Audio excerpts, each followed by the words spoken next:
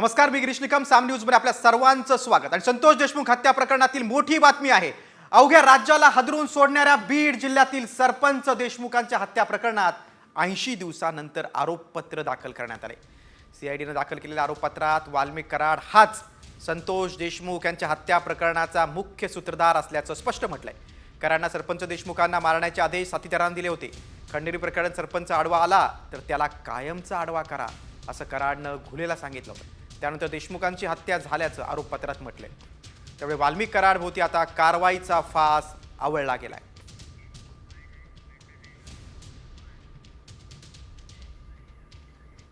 विष्णू चाटे, सुदर्शन घुले, प्रतीक घुले हे बाकीचे सगळे प्यादे आहे. तो वापरून घेणारा आणि वापरणारा एकमेव व्यक्ती म्हणजे वाल्मिक कराड. आणि त्याच्यामुळं वाल्मिक कराड हा 100% यातला मास्टर माइंड आहे हे मी पहिल्या दिवसापासून म्हणत होतो. आणि आता चार्जशीटमध्ये पोलिसांनी सुद्धा त्याच्यावरती मोहर लावलेली आहे. नाही, आम्ही जे सांगत होतो खंडणी आणि खुनातले सगळे आरोपी एकच आहेत. ते जे तपासात सिद्ध झालेलं आहे तीच फक्त माहिती समोर आलेली आहे आणि तीच खरी आहे. म्हणून तुमची पहिली प्रतिक्रिया. जे PCR झाले, जे MCR झाले त्याच्यातून ही माहिती समोर आलेली आहे. म्हणजे जे पहिला आरोपी ते शेवटचा आरोपी, मग सुरुवातीचे आरोपी कोण, मुख्य आरोपी कोण, ह्यांनी ज्या भूमिका मांडल्या, ह्यांनी जे जाळं पसरवलेलं होतं त्याच्यातून ते सिद्ध झालेलं आहे. आणि आम्ही देखील तेच म्हणत आहोत की हेच सगळे मुख्य सूत्रधार आहेत आणि त्या सूत्रधाराच्या संघटित गुन्हेगारीतूनच हा आमच्या भावाचा खून झालेला आहे. देशमुखांचे मारेकरी कोण आहेत आपण पाहूया ग्राफिकच्या माध्यमातून. बघा, वाल्मिक कराड आरोपी क्रमांक 1, दुसरा आरोपी विष्णू चाटे, तिसरा आरोपी, चौथा प्रतीक घोले, पाचवा सुधीर सांगळे, आरोपी क्रमांक 6 मध्ये महेश केदार, सातवा आरोपी जयराम चाटे आणि फरार आरोपी कृष्णा आंधळे. तो अद्याप पोलिसांना सापडला नाही.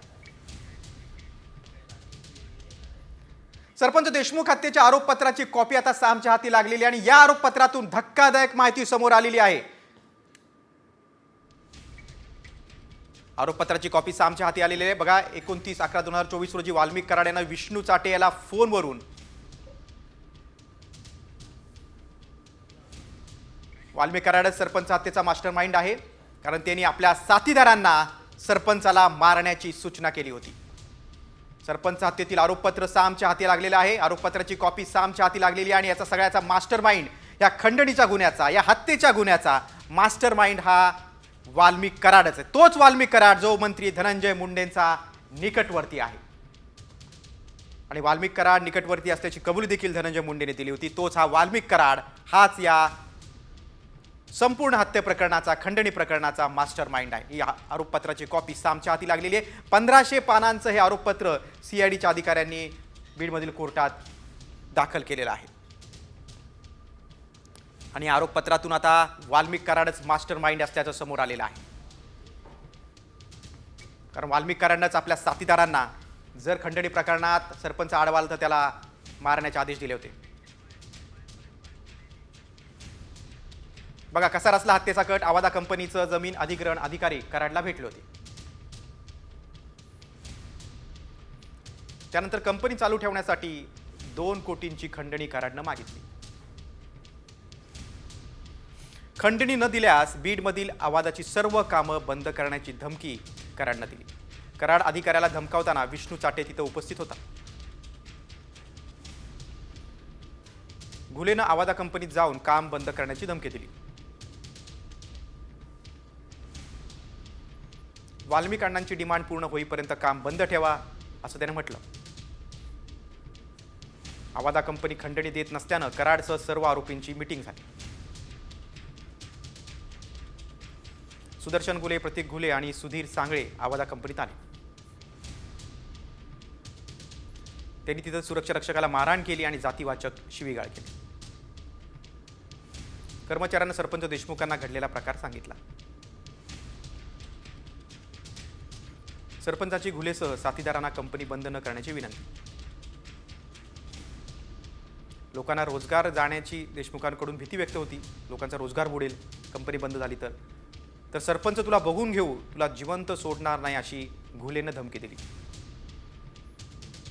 विष्णू चाटेनं ही सरपंचांना जीवे मारण्याची वारंवार धमकी दिली. सरपंच आडवा आल्यास कायमचा धडा शिकवा, असा कराडनं आपल्या साथीदारांना निरोप पाठवला. वाल्मिक कराडच्या आरोपपत्रावरून आता शरद पवार गटाच्या खासदार सुप्रिया सुळेने देखील सरकारवर निशाणा साधलेला आहे. मुख्यमंत्री पी आणि OSD बाबत कठोर निर्णय घेतात, मग मंत्र्यांवर का नाही, असा सवाल सुप्रिया सुळेंनी केलाय. मी OSD आणि PN बद्दल एवढा स्ट्रॉंग आणि कठोर निर्णय घेतला की 0 टॉलरन्स, काहीतरी फिक्सर का शब्द तिने वापरला ना, फिक्सर. तर इथे तर किती आरोप आहेत. इथे खंडणी, त्याच्यानंतर हार्वेस्टरचे पैसे, पीक विम्यामध्ये काढलेले पैसे, डोमेस्टिक व्हायलन्स, अजून हत्या प्रकरणी अनेक त्यांच्यावर आरोप प्रत्यारोप झालेले. त्याच्यामुळे अजून कुठला गुन्हा करायचा राहिला. तर मुख्यमंत्र्यांच्या प्रतिक्रियेकडे वळूया. सरपंच हत्येतील आरोपींना सोडणार नाही, पुराव्यानिशी आरोपपत्र दाखल करण्यात आले, त्यामुळे आरोपींना कठोरातील कठोर शिक्षा होईल, अशी माहिती फडणवीस यांनी दिली. पोलिसांनी अतिशय प्रोफेशनल तपास केलेला आहे आणि नवीन कायद्याचा अवलंब करून योग्य वेळेमध्ये आणि संपूर्ण पुराव्यासहित आरोपपत्र दाखल केलेलं आहे. आता आम्ही कोर्टालाही विनंती करणार आहोत की ही केस त्यांनी फास्ट ट्रॅकवर चालवावी. उज्ज्वल निकम साहेबांची आपण नियुक्ती केलेली आहे आणि मला विश्वास आहे की जे आरोपी आहेत त्यांना कठोरतम शिक्षा या ठिकाणी कोर्ट देईल. दमाने यांच्या आरोपांकडे वळूया. धनंजय मुंडे जर राजकारणात राहिले तर अनेक कराड तयार होतील, असा आरोप सामाजिक कार्यकर्त्या अंजली दमाने यांनी केलाय. मुंडेंचा राजीनामा लवकरात लवकर घ्यावा, अशी मागणी देखील त्यांनी केली आहे.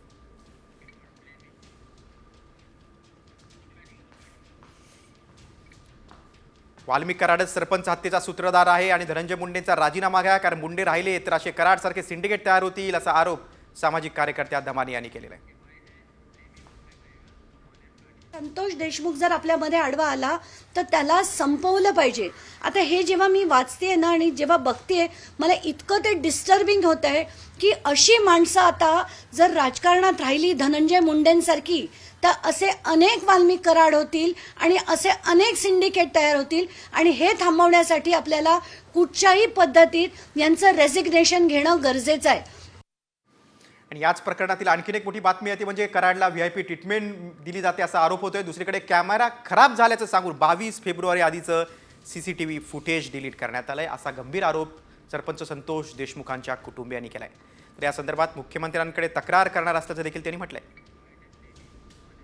कारागृहामध्ये ज्या पद्धतीने कैद्यांना सेवा दिली जात आहे, ज्या ज्या ठिकाणी कैदी आहेत, ज्या ज्या ठिकाणी फिरलेले आहेत, त्या ठिकाणचं आपण कारागृहामधलं CCTV माहितीच्या अधिकारात मागवणार आहोत. आणि पोलीस महासंचालक महानिरीक्षक कारागृह सुधार सेवा यांच्याकडे मी तक्रार करणार आहे. मुख्यमंत्र्याकडे आज मी तक्रार करणार आहे की CCTV काही ठिकाणावरले 22/2च्या अगोदरचे CCTV डिलीट करण्यात आलेले आहेत आणि त्याचं कारण दाखवणार आहेत की ते CCTV नादुरुस्त आहेत म्हणून. तर पंकजा मुंडेंच्या प्रतिक्रियेकडे वळूया. कराडवर विचारलेल्या प्रश्नावर पंकजा मुंडेंनी उत्तर देणं टाळलंय. सरपंच हत्येप्रकरणी फडणवीसांनी शब्द दिलाय, ते गृह खाते सांभाळतायत, त्यामुळे ते लक्ष देऊन आहेत. मी पुण्यात आहे, पुण्यातले प्रश्न विचारा, असं पंकजा मुंडे म्हणाल्या.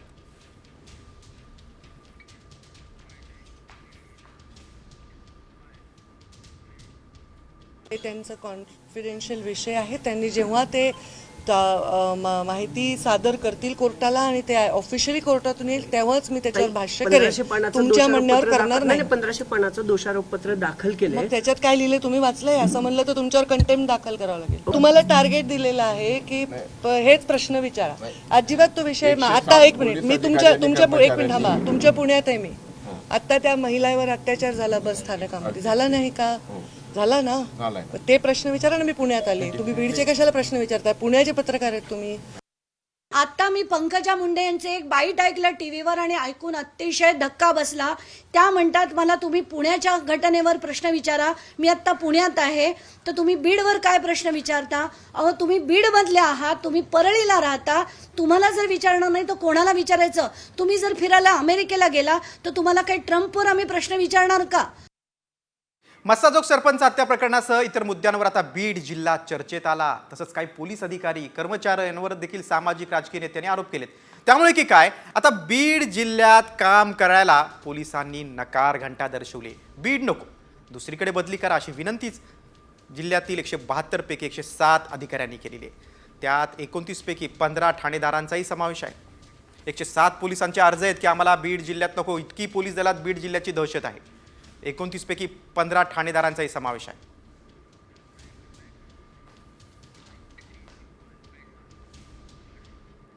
तर पुढच्या बातमीकडे, पुणे स्वारगेट बस स्थानकावर उघडकीस आलेल्या शिवशाही बस बलात्कार प्रकरणात आता एक नवीन धक्कादायक खुलासे समोर येत आहेत.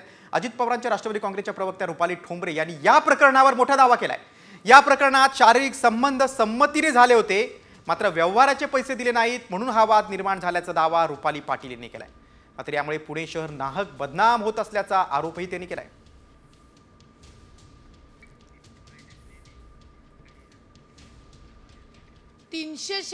ला एकतर महिलेच्या इच्छेविरुद्ध बलात्कार यासाठी ते कलम आहे, आणि दुसरं त्याच्या अजून आम्हाला पुष्टी पोलिसांच्या या तपासात मिळाली नाही, मिळेल ती, पण काहीतरी त्यांचा आर्थिक व्यवहार झालेला असं कळतंय. जर या सगळ्या गोष्टी झाल्या असतील तर हा बलात्कार नाहीच आहे. पण हा बलात्कार नाहीये तर आधीच पुणे शहराची बदनामी झाली.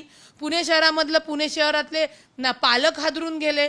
आता कुणी घरातील आपल्या बायकोला बहिणीला पाठवणार नाही बस स्टँडवर. हे काय आहे? हा, याच्यामध्ये एक आहे आगार व्यवस्थापनाचा भोंगळ कारभार समोर आला.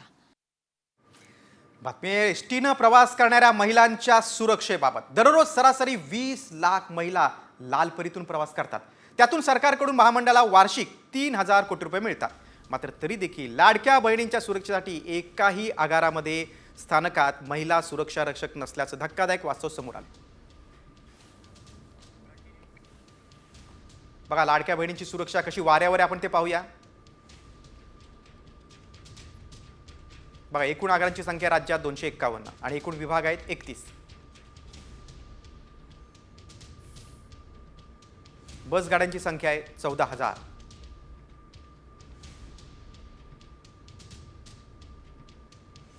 दररोजच्या महिला प्रवाशांची संख्या आहे 20 लाख.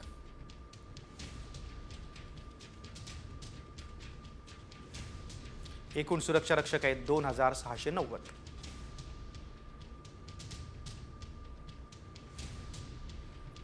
मात्र महिला सुरक्षा रक्षक एकही नाही. त्यामुळे आता तरी महिला सुरक्षा रक्षक सरकार नेमणार का, याकडे सगळ्यांचं लक्ष. आता पुढची बातमी आहे शेतकऱ्यांबाबतची. राज्यातील शेतकऱ्यांच्या PM किसान योजनेचे पैसे हे परप्रांतीयांनी ओरबडल्याची घटना समोर आलेली आहे. नाशिक जिल्ह्यातील कळवण तालुक्यातील भादवन गावातील हा धक्कादायक प्रकार आहे. गावात घर नाही, शेती नाही, तरी पश्चिम बंगालच्या भामट्यांनी PM किसान योजनेचा हप्ता लाटल्याचं समोर आले. बघा, परप्रांतीयांनी किती लाभ लाटलाय आपण पाहूया. बघा, परराज्यातून सायबर कॅफेतून नोंदणी करून हप्ता लाटला. PM किसान योजनेचे तब्बल 3,82,000 रुपये लाटले. ॲग्रिस्टॅक कार्डच्या पडताळणीच्या वेळी हा सगळा प्रकार उघड झाला. बँक खात्यावरून सर्व बोगस लाभार्थी हे पश्चिम बंगालचे असल्याचं समोर आले. राज्यातील PM किसान योजनेचा पैसा 181 जणांनी लुटला. KYC सक्तीचं केल्यानं बोगस लाभार्थ्यांचा लाभ बंद झाला. बघा, राज्यातील शेतकऱ्यांच्या पैशांवर डल्ला मारणाऱ्या परप्रांतीयांचा कारनामा कसा उघड झाला त्याची माहितीच कृषी अधिकाऱ्यांनी दिली आहे. त्यांच्याशी बातचीत केली आमचे प्रतिनिधी अभिजित सोनवणे यांनी. गावात घर नाही, शेती नाही, तरी देखील परराज्यातील 181 बोगस लाभार्थ्यांनी नाशिक जिल्ह्यातल्या एका गावामधून PM किसान योजनेचा हप्ता लाटल्याचा धक्कादायक प्रकार समोर आलेला आहे. नेमकं काय घडलंय आपण जाणून घेऊयात. हा विषय तसा येत नाही, परंतु आता ॲग्रिस्टॅकची जी नोंदणी चालू आहे तर यामध्ये PM किसानचे जे शेतकरी आहेत त्यांना जो OTP जातो तो OTP जे काही नोंदणी झालेले शेतकरी त्यांना लगेच गेल्यामुळे त्यांची नोंदणी लवकर होईल आणि ॲग्रिस्टॅकचं उद्दिष्ट लवकर पूर्तता होईल म्हणून आपण PM किसानच्या याद्या या CSC सेंटरवाल्यांकडे दिल्या होत्या की जेणेकरून त्या शेतकऱ्यांना बोलवून ॲग्रिस्टॅकची नोंदणी जर लवकर झाली तर आपला जिल्हा हा त्याप्रमाणे अग्रेसर राहील. आणि त्या पद्धतीने जेव्हा ह्या याद्या आपण दिल्या तर त्यावेळेस ती नावं आढळली की याच्यामध्ये भादवण गावातील 181 लोक हे त्या गावातील रहिवासी नसताना त्यांची PM किसानमध्ये नोंदणी झाली असं आढळलेलं आहे. कृषी जगताकडनं आता वळूया आपण शेअर मार्केटकडे. मोठी बातमी आहे, कारण सुमारे 16 लाख रुपये बुडाल्यानं आर्थिक विवंचनेत सापडलेल्या तरुणानं आत्महत्या केली आहे. नाशिकमधील ही धक्कादायक घटना आहे. सातपूर परिसरातील ही घटना आहे. रवींद्र शिवाजी कोल्हे असं या तरुणाचं नाव आहे. स्वतःच्या अंगावर पेट्रोल टाकून त्याने पेटून घेतलंय. आगीत 98% भाजल्यामुळे उपचारादरम्यान त्याचा मृत्यू झाला. राजेंद्र हा एका खासगी गुंतवणूक कंपनीत काम करत होता. त्यानं पैसे गावी न पाठवता शेअर बाजारामध्ये गुंतवण्यास सुरुवात केली होती. त्याची ही गुंतवणूक काही लाखात पोचली होती. दरम्यान बाजार कोसळू लागल्यामुळे तो नैराश्यात गेला होता आणि याच नैराश्यातून त्यानं आत्महत्या केली आहे. म्हटलं की मी पहिले मॅक्स इन्शुरन्स कंपनीत होतो. दरम्यान मी शेअर मार्केटमध्ये पैसे गुंतवायला लागलो. मित्रांकडून पैसे उसने गुंतवायला लागलो. मला लॉस होत गेला. मग मी ती नोकरी सोडली आणि जवळपास 16 लाख रुपये माझे ह्या शेअर मार्केटमध्ये गेले. मला जगायचं नाही, मी असं ठरवलं, म्हणून मी हे कृत्य केलं आहे. मला कोणी त्रास दिला नाही किंवा याच्याबाबत काही नाही असं त्यांनी सांगितलं. संशयाचा प्रकार नाही आहे. ती आत्महत्येचा प्रयत्न केला आणि दुर्दैवाने रात्री उशिरा तो मयत झाल्याची माहिती मिळाली. त्यावरून अकस्मात मृत्यू दाखल आहे. आणि याच धक्कादायक घटनेबाबत अधिक मुद्दे आपण जाणून घेऊया. रवींद्र कोल्हे नाशिकच्या चांदवडमधल्या विटाईचा रहिवासी आहे. आधी खासगी इन्शुरन्स कंपनीत आणि आता खासगी बँकेत तो नोकरीला होता. रवींद्र आपली मिळकत शेअर मार्केटमध्ये गुंतवत होता. रवींद्रचे शेअर मार्केटमध्ये तब्बल 16 लाख रुपये बुडाले.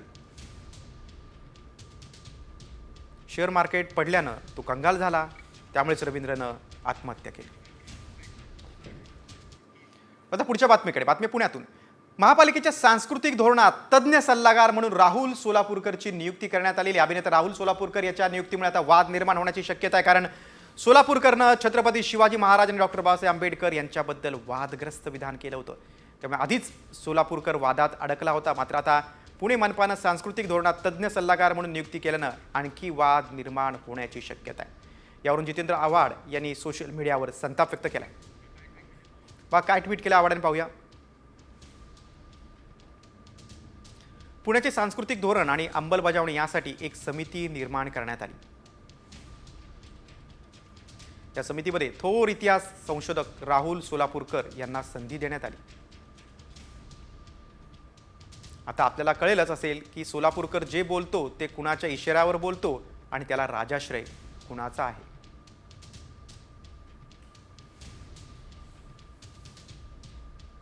अशा शब्दात जितेंद्र आव्हाडांनी टीका केलेली आहे. तर पुढच्या बातमीकडे. बातमी आता राऊतांनी कदमांवर केलेल्या टीकेची. शिंदे गटाचे नेते रामदास कदमांच्या टीकेला आता खासदार संजय राऊतांनी जोरदार उत्तर दिलंय. एक दिवस तुम्हाला पुन्हा मातोश्रीच्या दारात यावंच लागेल, हा माझा दावा आहे, असं उत्तर राऊतांनी दिलेलं आहे.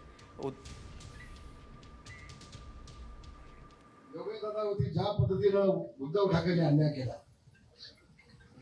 ज्या पद्धतीनं त्याला संपर्काचा प्रयत्न केला, ज्या पद्धतीनं राजकारणाचा पूर्णपणे उद्ध्वस्त करण्याचा प्रयत्न केला, उद्धव ठाकरे आज पुण्याचा सांगतोय या महाराष्ट्रातून तुला उद्ध्वस्त नाही केला तर माझं नाव रामदास कदम नाही.